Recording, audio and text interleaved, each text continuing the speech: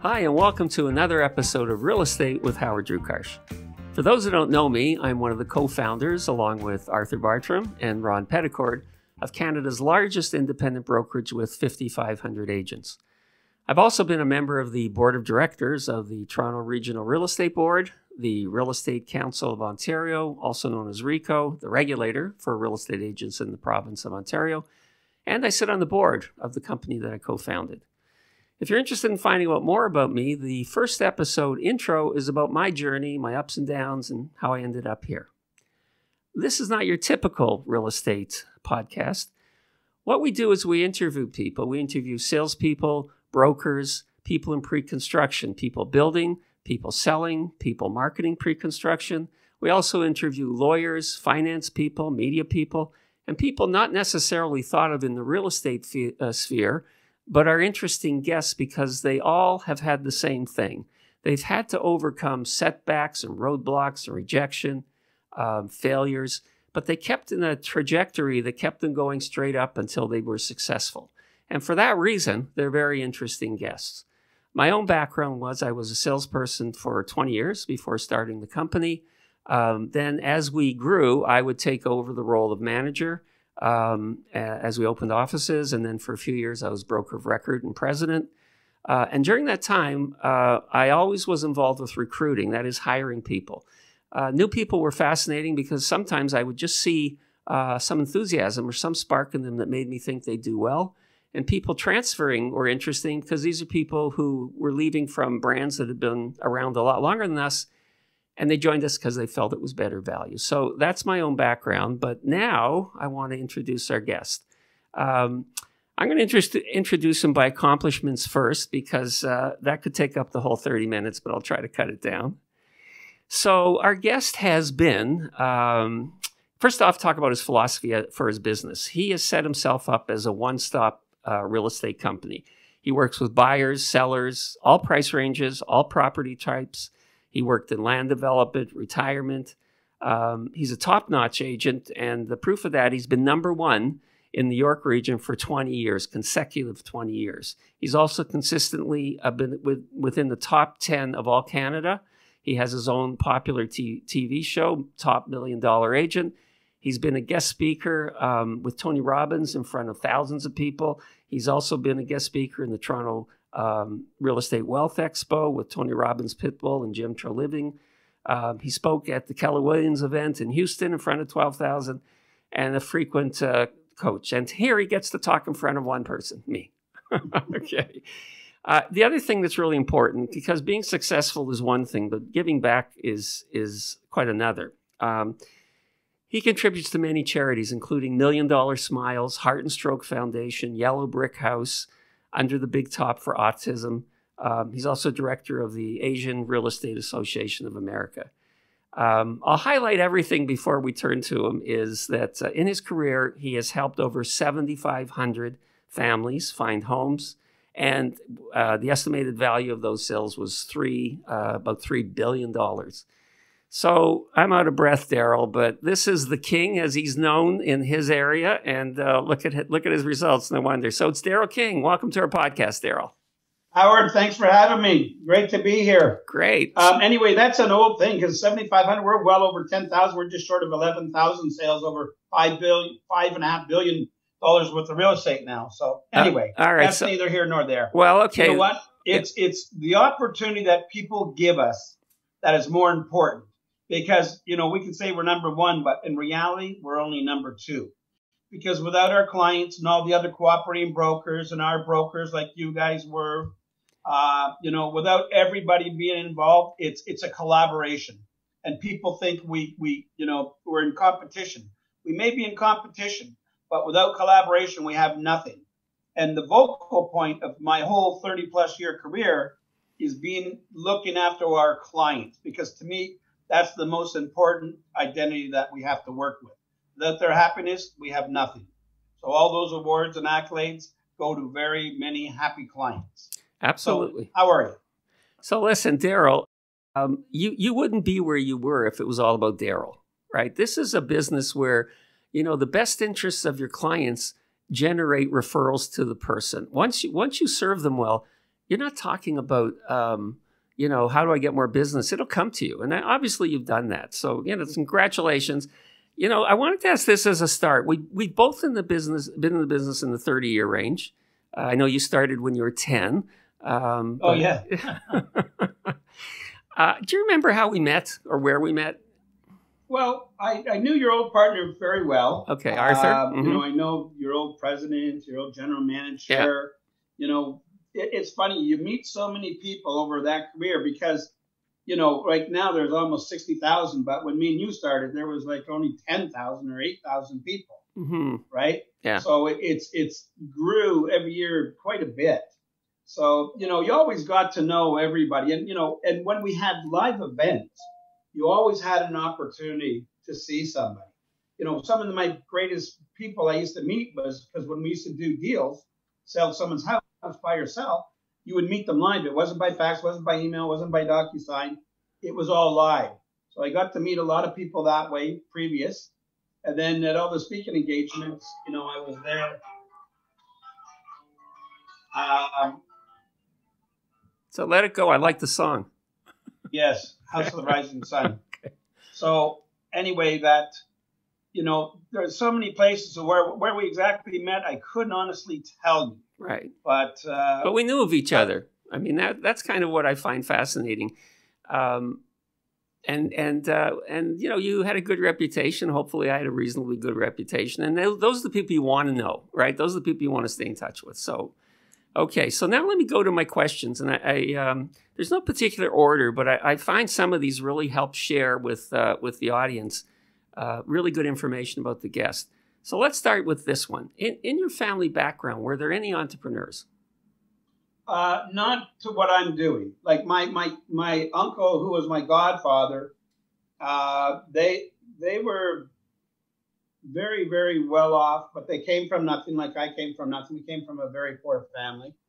Middle-aged. I grew up in downtown Toronto. I was born at St. Joe's, the Lake Shore.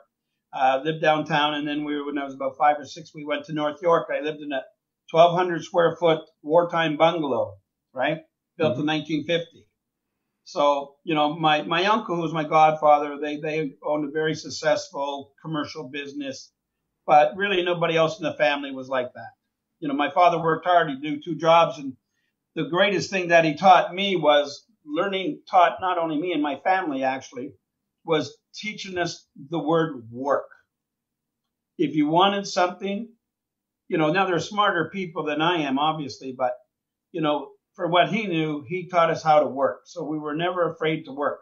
In fact, when I was, I think, 12 or 13, I had the largest paper route in Toronto. And I used to go to, after school, I have to go up to Yonge Street and pick up my papers. And in the wintertime, I'd cut through a park at Golding Park. And I'd start to cry because my hands were so cold.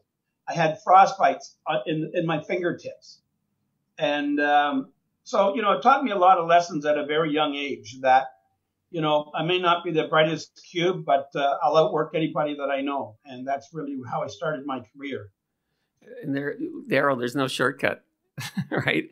You've got to work. And a lot of the people that we've interviewed, my own life quite similarly, is they come from situations where if they don't make it, no one's going to make it for them. Like, you're self-motivated, you're entrepreneurial because you want to end up with a better lifestyle than perhaps you started out with. And obviously you did.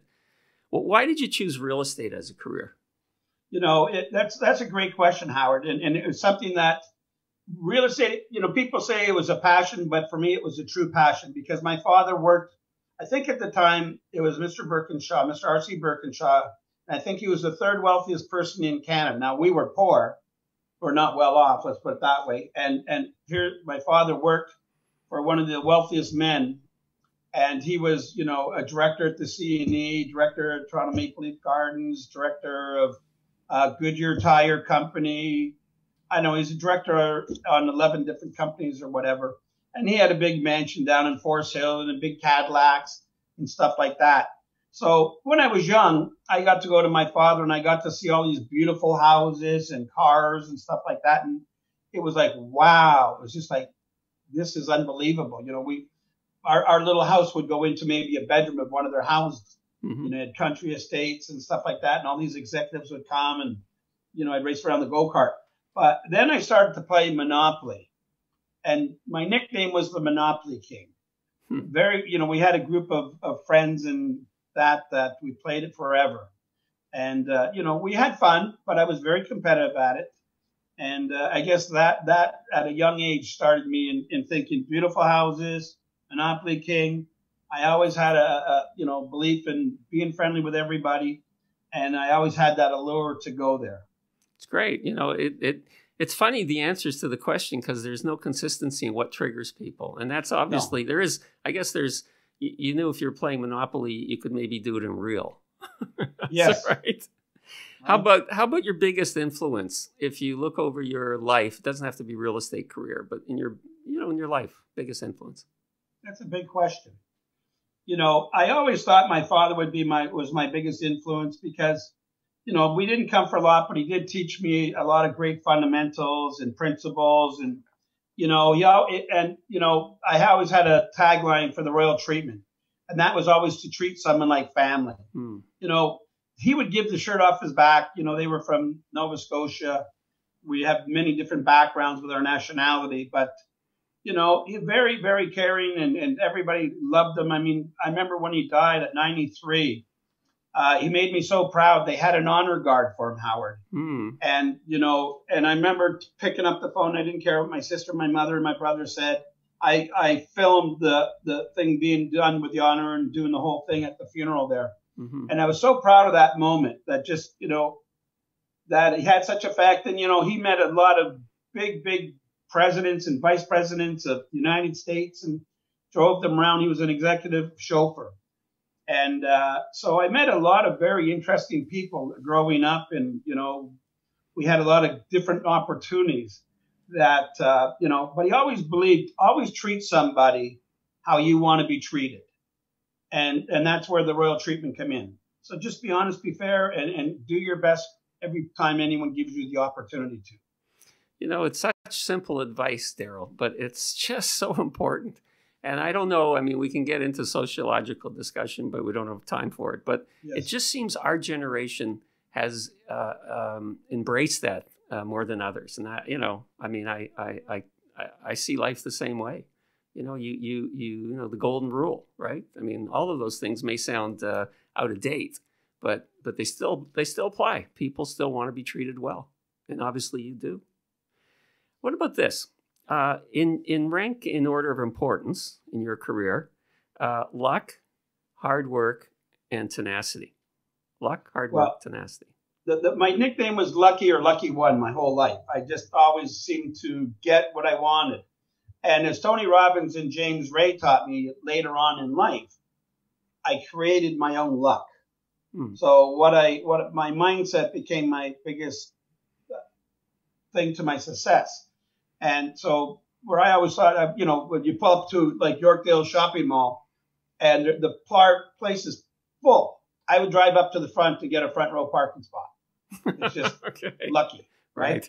But as Tony Robbins and James Ray, who I trained under both of them, they told me, no, you created your own luck. You manifested your own luck.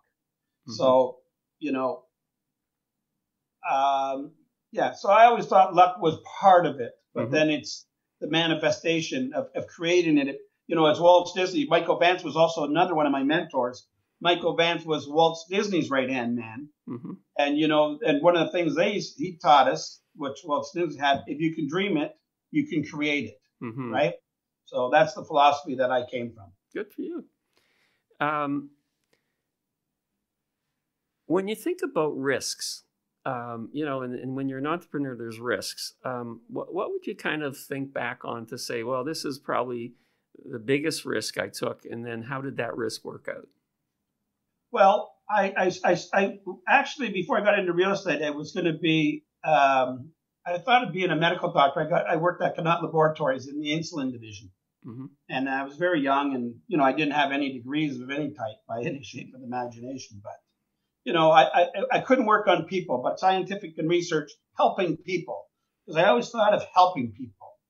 So I went up to the top of my pay scale there without being a doctor, and I was doing very well, and then I just, I really wanted to go to real estate, so I quit a good high-paying job and I left there with not a lot and went into real estate.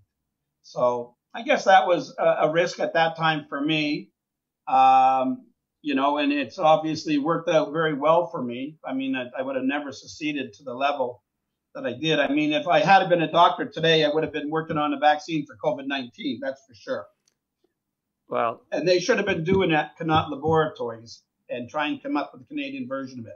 So it's a little disappointing that never happened, truthfully. That's its own episode. That's its own identity. Okay. We won't go there. All right. Fair enough. Nobody, in the intro, I talk about people having to overcome challenges and setbacks. In your life, and we can go either your personal life or your business life. What are the biggest challenges you've had to overcome? Well, I think the biggest challenge is every day you have to start from zero, as you know, Howard. Mm-hmm. You guys built up an incredible business, 5,400 realtors. But, every day you're starting from zero. You may have what you did for already, but I always, and Mike Ferry taught me that, start every day at zero. Mm-hmm. So, January 1st come, I have nothing on my plate. I have nothing to go. And, you have a huge goal to accomplish so much. And, it always gets a little frightening at first, but then you just move ahead and you do it, right? You just have to have that vision and that clarity that if you just keep pushing along, it's going to happen, and plan and execute. Mm-hmm. Make sure you're executing, because a lot of people just do a lot of planning and they don't do a lot of executing. Listen, for you guys to take your business where you got to, you did a lot of planning, but you did an awful lot of executing. So that's the other thing. I'd like to, when you get tired of being just on the board and I need a recruiter, I want to hire you. All right, we'll talk about that as another episode. Yeah. Okay. This one I know the answer to, but I'm going to ask it anyway. How important is loyalty in your life? Well, I used to live and die by loyalty, and today I think it's getting harder for loyalty because there's so many things, carrots or disruptors or different things that distract people. And, I used to be able to do stuff on a handshake. If you say you're going to do something, and obviously in our terms in our business, we have to do it all legally, but pretty much what I said would be a handshake and it would happen. So loyalty, and that's why I say for the royal treatment, loyalty was always very important to me, extremely. That one, when I was selling, that was I started in, probably the same time around you. I started in 1984 and stopped when we started the company in 2004. And towards kind of the end, I guess, of the 90s, I started to notice that, people that I'd had as clients and there was just an understanding about loyalty, all of a sudden that was sort of shifting. And I'm not too sure why, but it wasn't just me. I mean, it was just like, as you're saying. It's the carrots. It's the little squirrels that changes their direction. Yeah. There's so much disruption today, with social media and that before you didn't have that. Mm. Your clients would be your clients for 30 years. Right. Their kids and their kids. Right. You sell the family 9, 10, 12 houses, whatever. So, yeah, it's harder and harder to do that. Okay, this is about, I don't know, maybe we can call this in the category of qualifying or just in the category of dealing with people. But when you're dealing with someone or you're meeting someone for the first time, what sets off your BS monitor? Before COVID, I always had a warm handshake. And I think my father taught me that also, because he always met so many important people and the handshakes and stuff like that. So, when we were younger, we'd always go up and hug our buddies and give them a big hug or whatever the case, or if I met someone, reach out and give a handshake. So it started right there with the handshake, Howard. Eye-to-eye contact, how you hold the hand, weak, soft, whatever, a woman you touch different than you would with a man and whatever, firm enough but not too firm. So, lots of times I would pick up certain things on the phone, but by the time you got there, within the first 30 seconds, you could have picked up so much on that. It was just unbelievable. I really miss that. If you have a mask on now, everything's sort of hidden inside, and the clarity is not there. So a little different right now. It's funny. I never thought of it that way, but it's the body language you don't get anymore. Yes. And so much comes out of body language, not just the words. Body language is huge. Yeah. It is 55% of what you do. Yeah. Right. Hopefully in a few months or so, it'll come back to where we can do that. But that's right. That would have been the thing that, when I think about meeting people, I never meet them. I mean, I meet them, through, a computer monitor. So it's harder. Yeah, it is harder. Yeah, especially if we're old school like you and I, belly to belly, face to face. Right. Really, really gripped. And even, training the realtors and stuff like that, and mentoring and stuff like that. You lose. Listen, it's great to be on here with you, because without this, we might not have been able to do it. Right. But there's nothing like being live. Like, I was on the Buzz conference there. Phil Soper from Royal LePage was talking there. Mm-hmm.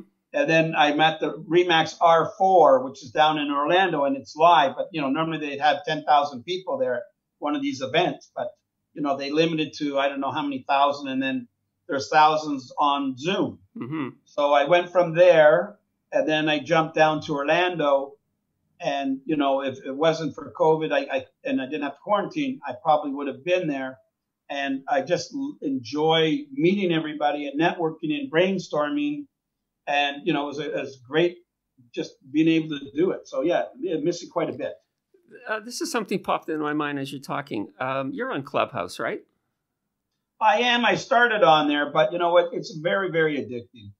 And, unless you really have a goal to do something on there, I was on there, 5 days a week there for a little bit. And I was, helping host some of the rooms and stuff like that. And people would want you to go to this room. People want you to go to that room. It's very interesting. And you know what? The beauty of that is you can meet a lot of people from all over the world, and not just in real estate. So, instead of watching TV, maybe you go listen to that. But you really got, I know you got onto it, and I said you're going to be addicted for a while. But, I pulled back. I haven't been on it for a while. And, because it just consumes. I know people would go on there. They'd be on there for 18 hours, 19 hours in a day. Yeah, no. So what am I accomplishing at that? I only have this much time. So I stay away from it for a bit. Yeah. Unless I have a purpose. And I remember your advice on that. And so, and I don't find that I'm on that long. What I do is I pop on and off depending, and I basically look for real estate or podcast rooms, things that, that interest me. But just like you, I mean, we'll be listening to somebody from France, somebody from North Carolina. And the other thing I like is it's a very respectful communication. They don't allow pitching. They don't allow, any kind of nastiness. And so it is a comfortable, particularly in this time of COVID, it's a way to feel you're socially involved, right? And that was what I enjoy about it. So, it's just a new thing. Yeah, it is good that way, because you can meet a lot of people that you wouldn't get to meet. Right. Right. Like we have our R4 down there with Remax in Orlando. Mm-hmm. They would have 10,000 people, and you'd go there and you spend the week. Mm-hmm. Eat lunch, dinners, whatever, right. Different events and training. But, so the Clubhouse is a way of seeing people without seeing people. Right. And I think a lot of friendships will develop out of it. And when they open it up, they may have some different events that people will go to see those people. That's interesting. Right. You mentioned Phil Soper. I know Phil as a friend. We both are amateur musicians. We've played a couple of charity events. And one person that I know that absolutely must be so out of his world is Phil, where he hasn't been able to talk to meet, to travel across the country. I mean, he's been doing that for so many years. He must go, what am I doing? Right? Well, it's any of us that right. are social and like to network and stuff like that. Yeah. Now we've come up, March was one whole year. Yeah. So there's a lot of mental frustration from a lot of people. And it is tough, but you just got to get through it. You just got to. Well, and the light at the end of the tunnel is shining, right? There's vaccines coming. People are starting to feel that there will be everyone's saying a new normal, but there'll be something better than the last 12 months. A better normal than we're in now. Exactly. Okay, back to the really hard questions. All right. What was the hardest business decision you ever made?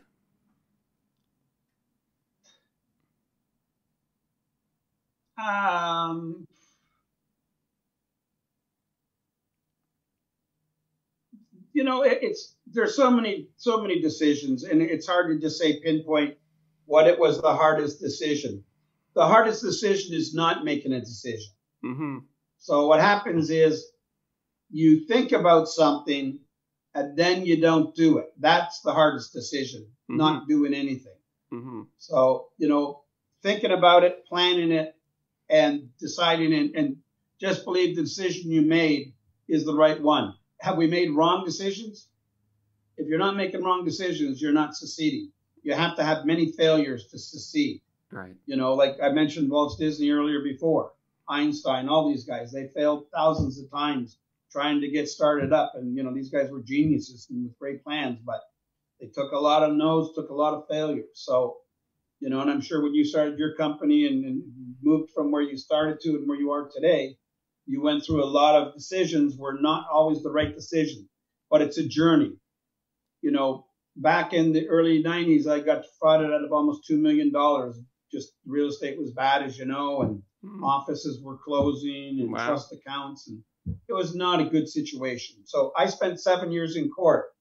And the reason that we have the commission trust agreement, me and a lady called Mary Hahn went 7 years to Supreme Court and fought for the realtors. Wow.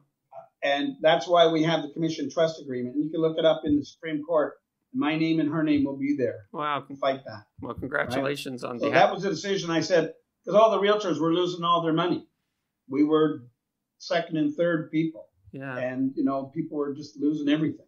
So we made a fight. And it took 7 years, cost me a lot of money. Did I get anything back for it? No, but I felt rewarded because of the outcome at the end. Well, I think on behalf of everybody who's ever made a commission, thank you. Right. And I don't think this is much a part of you, but let me ask it anyway. Were you ever afraid to fail? And then how did you deal with that feeling? Yeah, I think everybody's afraid to fail. I don't care who you are. Mm-hmm. If you're an Olympic athlete, you're Tony Robbins or a movie actor or actress or whatever. We all have a fleeting moment of a thought. The drunk monkey comes in there and a failure, but you don't let it overcome you. You have to want it more than the thought of failure. Mm-hmm. And sometimes people have reasons to succeed, right? Like, let's say you have to help a family out or different things. So everybody has different reasons to succeed. And failure is just part of the journey. Listen, every day we're going to go through failure. It's just part of it. It's learning how to accept the failure, Howard, and to move and grow from it and learn from it, which is more important. Absolutely. You don't know, but I have two daughters in their, one's in their mid-20s, one's in their early 30s. And one of the things they never got a chance to do was to fail as much as I did. And I've always thought that taught me so many lessons. And to your point about it's intention. You know where you want to go. Without that intention, failure can knock you right out. So again, it's maybe generational. Your generation, my generation, learned to fail, learned to accept failure, but didn't fail as an individual. That's the big difference, right? Yes. Okay. Learn from that failure, right? What did I learn from that failure? What did it teach me? And I know sometimes when something happens, in everyday business, something happens, breaks down. So let's find out the reason that broke down and let's try and fix it that it won't happen again. Right. Let's find a better solution, right? So always look for the solution. Right. Absolutely. I mean, it's the positive outlook, right? Yeah. What's the biggest mistake that you ever made? And the reason I ask that, just tell us so the audience could perhaps avoid making the same mistake. Spending 7 years at Supreme Court chasing after money that I won, but I never got it back, unfortunately. Okay. But it was the learning experience really made me who I am today. I was successful then, and I was in the top 100 at that time, but it taught me so much about hard knocks and being knocked down, So, being able to get knocked down 7 times and getting up 8 times. Good for you. To be that fighter. I just watched that Muhammad Ali, Joe Frazier fight, and they went 15 rounds heavyweights. Right. I mean, it was just unbelievable. They just kept going and kept going. It's just truly unbelievable. I think never learning to give up. So yeah, there's lots of failure, but accept failure, learn from failure, and get back up and continue to move on, which is to me is more important. Right. And that's, I don't know if that can be taught. Quite honestly, I think it comes from having a passion. I always feel you'll succeed if you have a passion for what you do and you have intention. You know where you want to go. With those two things, you can get through things. But again, you have to be fortunate enough, number one, to find the passion and then decide that you're going to give everything you've got to get there. And you talked about, the beginnings of our company. We could have failed so many times. There's things that we expected didn't happen, things we didn't expect did happen. But we had a really good, my partner, Arthur, we had a good relationship, my business partner, Ron, and we just never thought we'd fail. At the end of the day, everybody said, it's not going to work out. But we never felt it. And I try to communicate that with other people. You can't let people tell you you're going to fail and make it affect you. That's a loss forever, right? Truly.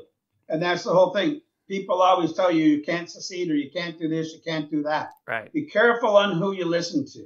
True. Because that is one of the biggest curves that I've got growing up is be careful who you listen to, because lots of people don't want you to succeed. They want you to hang out wherever they may be in life or whatever the case might be. So, be careful, protect your mind, because it's everything. In news, if you listen to news, I mean, especially this last year, it's like, I always told my mother, don't watch the news so much. I mean, you're going to get depressed. I mean, I remember I got there a time I was at home myself and I started watching myself and I was like, man, I'm a positive guy, but I've seen too much news. I'm getting depressed. Yeah. So, people talk about failures or not being able to see it. I remember the story of the Remax, same thing, 43 years ago or whatever. When they came into Canada, they said, no, you're not going to work. And they're still here. Right. You guys started your company. You're still here. You know what I mean? Yeah. If you want to believe and do and not listen to others, you can succeed. Okay. So here's a good question for you. What's the best thing that people who work with you and know you can say about you? Driven, passion. Good. Big heart. Okay. Caring, giving. If you could gauge your own success, what are the things you're good at and what are the things you could improve? How do you like these questions, Daryl? I believe, truthfully, no matter what, I can improve every aspect of my life. There isn't one thing that I cannot improve. And every day I get up and I think I need to learn something new and I need to improve a little bit on something. So, I believe I'm good at a lot of things. I love sports. Was I the best sports player? No, but I enjoyed sports my whole life, right? I love traveling. I mean, I love what I do. I have a passion for what I do every single day. I have a passion for what I do. It's just self-motivating. And, I can't change that. And that's given you look at Wayne Gretzky, Michael Jordan, all these guys had a gift. But with that gift, they did training and they sacrificed a lot. The athletes that go to the Olympics, they go every 4 years and they lose by a quarter of a second and they come in second. Nobody remembers who's second. So you have to sacrifice a lot. But I just always believed continuous growth and always trying to help people. If you're always looking to help people and be fair with them, you're always going to get rewarded at the end. It's karma. And that's what I believe. I think you're right. I think that you explain it well. I mean, I don't think you can go through life with an attitude, I know everything. Like, the idea of learning something new every day, I think it's invigorating. I don't know how else to put it, right? Listen, what else do we have to do, really? Right? And today with life, I mean, back then when I started, I had a rotary telephone and we had those big books and, right. Today everything's on a computer and the phone and it's so much more sophisticated in our business, but in anything, any wake of business in life.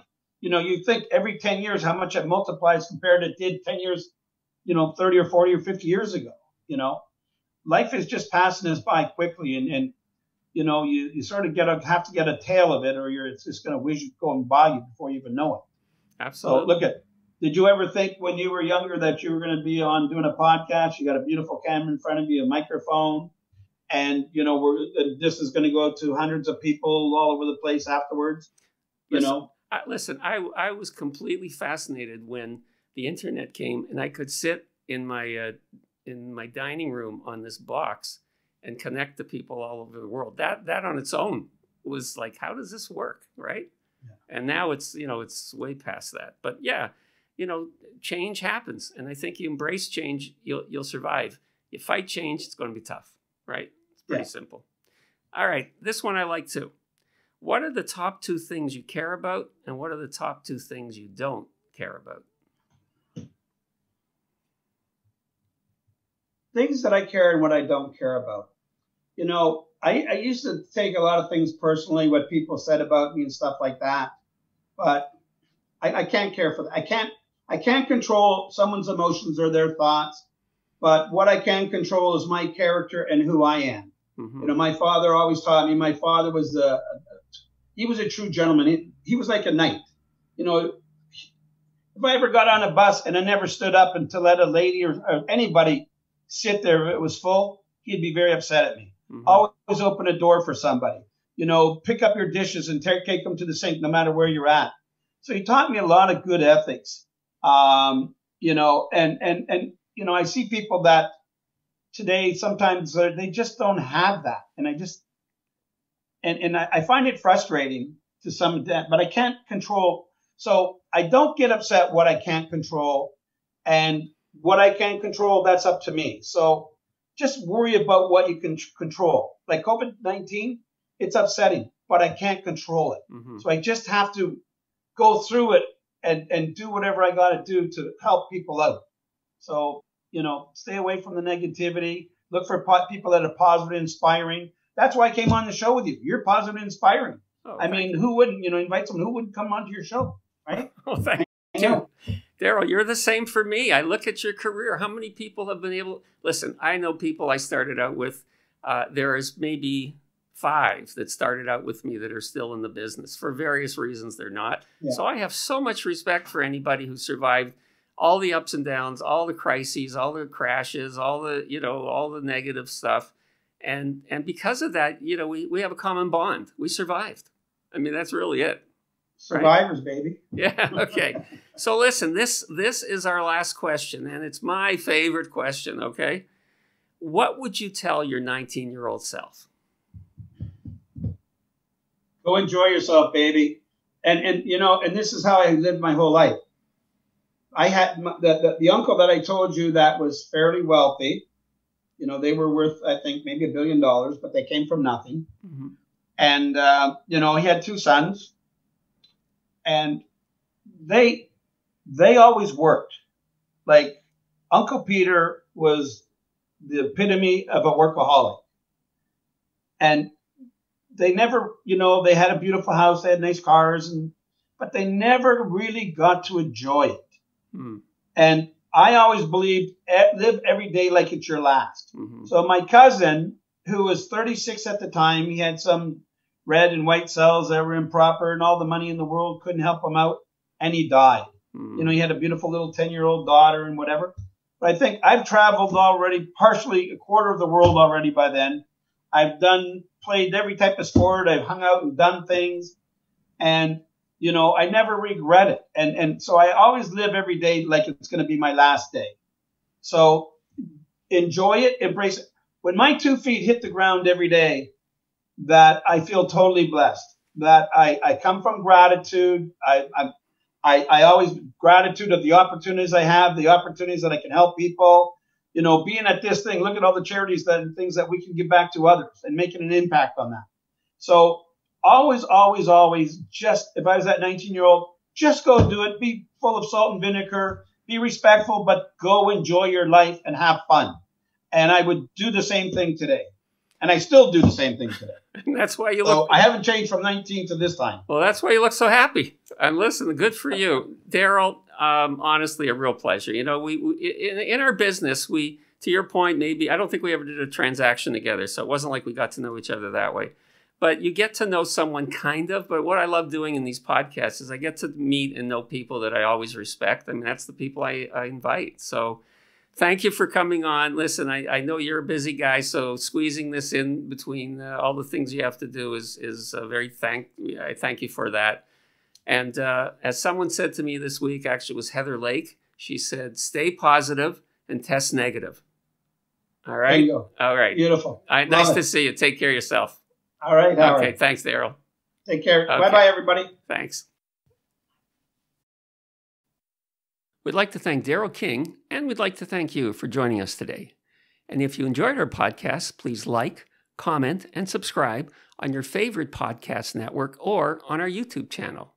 And if you'd like to get in touch with us, you can do it by email at info@rewithhd.com or on our website, rewithhd.com. Thank you, and we'll see you next time.